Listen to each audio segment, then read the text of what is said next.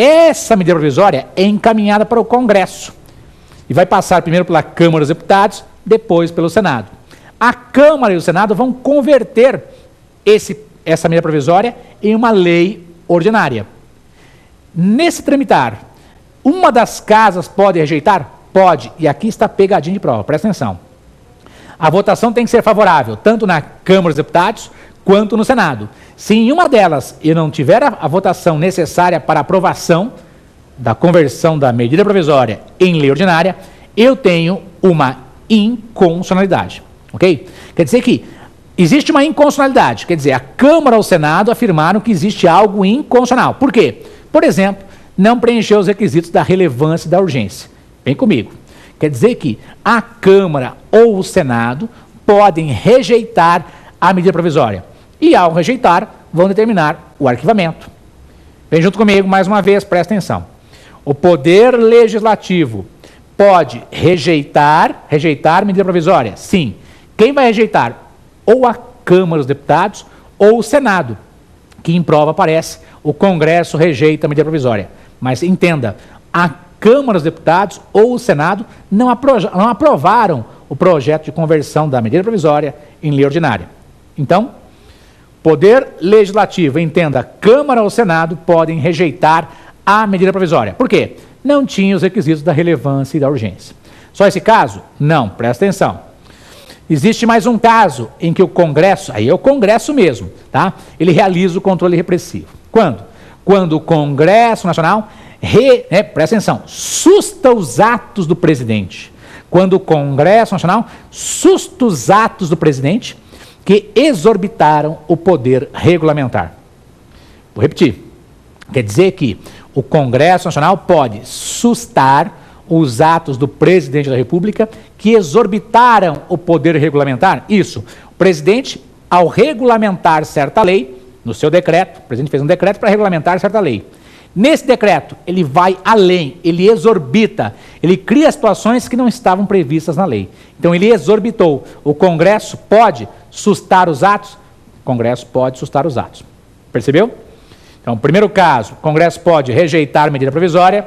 Segundo caso, o Congresso pode sustar os atos do presidente que exorbitaram o poder regulamentar. Importante. Primeiro caso, vejam a medida provisória. O Congresso pode rejeitar, Câmara e Senado? Pode.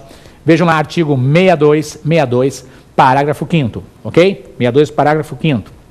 E, importante, com relação a sustar os atos, vejam lá, artigo 49, inciso 5º da Constituição. 49, inciso 5º da Constituição. Só isso? Não.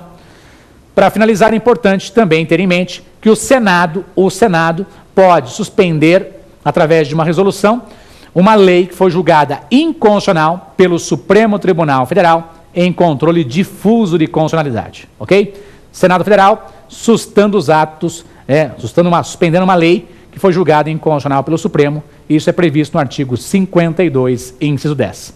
Interessante o tema, né? Não acabou não, acabou o primeiro bloco, temos o segundo bloco ainda para finalizarmos, burilarmos o tema de hoje, que é o controle preventivo e repressivo. Vamos ao segundo bloco então.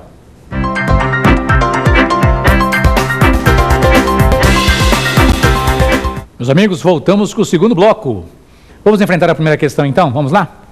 Professor Erival, o que é controle priorístico de constitucionalidade? Meus queridos amigos, quando se fala em controle priorístico, também chamado de preventivo ou a priori, presta atenção. O nome mais comum de concurso é o controle preventivo de constitucionalidade. O mais comum é preventivo.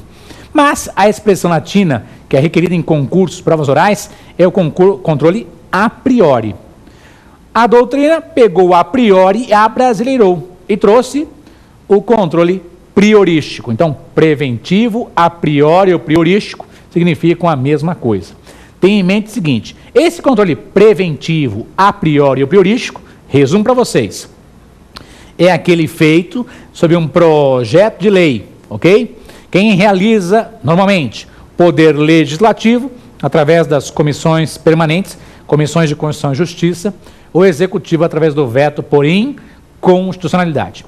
Excepcionalmente, o Poder Judiciário pode realizar esse controle preventivo desde que ele seja acionado, ok? Presta atenção. Pergunta típica de concurso, prova da ordem.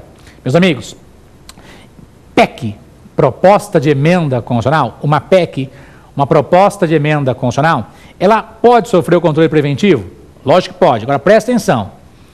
Quem é que realiza o controle preventivo de uma PEC? Muito bem. Em regra, normalmente, o Poder Legislativo, através das comissões de Constituição e Justiça. Então imagine uma PEC, uma proposta de emenda constitucional para alterar a nossa Constituição Federal. Presta atenção. Essa PEC vai passar pela Comissão de Constituição e Justiça da Câmara dos Deputados e pelo seu plenário. Aprovado na Câmara dos Deputados. Vai para onde? Vai para o Senado. Vai passar pela Comissão de Constituição e Justiça do Senado e também pelo seu plenário. Agora inverta essa ordem. Imaginemos que essa PEC começou no Senado. Então, ela vai passar pela Comissão de Constituição e Justiça do Senado, pelo plenário. Aprovada, vai ser encaminhada para onde? Vai ser encaminhada para a Câmara dos Deputados e vai passar pela Comissão de Constituição e Justiça da Câmara dos Deputados e pelo plenário. Então, no mínimo, vai passar por isso aí, pela Comissão de Constituição e Justiça e pelo plenário. Importante, quer dizer que o controle priorístico a priori ou controle preventivo. Priorístico a priori preventivo. Ninguém tem dúvida, ele é feito sob um projeto de lei. Agora, se for PEC, proposta de emenda constitucional, quem realiza? Somente o Poder Legislativo dentro da normalidade. PEC, presta atenção, PEC não tem sanção nem veto. Proposta de emenda constitucional não tem sanção nem veto presidencial. Então, o poder que normalmente realiza o controle preventivo sobre uma PEC é o Poder Legislativo. O Poder Executivo não realiza controle preventivo com relação à PEC. Junto comigo, acabou? Não. Imaginemos uma questão bem difícil, bem técnica de prova. O Poder Judiciário pode realizar o controle preventivo? Pode. Inclusive com relação à PEC, proposta de emenda constitucional? Lógico que pode. Então, junto comigo, se for acionado, o Poder Judiciário pode realizar o controle preventivo com relação a projeto de lei ou até com relação à proposta de emenda constitucional. Tranquilidade? Enfrentamos uma questão bem técnica, bem difícil. Parabéns pela pergunta feita pelo nosso querido aluno, ou pelo passante que fez a pergunta. Pergunta técnica e bem difícil. Vamos enfrentar a segunda questão. Professor, como o Poder Executivo realiza o controle preventivo de constitucionalidade?